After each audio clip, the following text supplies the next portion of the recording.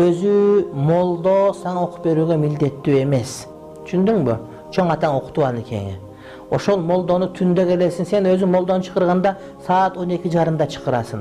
Байкуш уктап аткан болот. Уйкусун бузуп, уйкусун бөлүп, дааратын алып, маасысын кийип, чапанын кийип келет.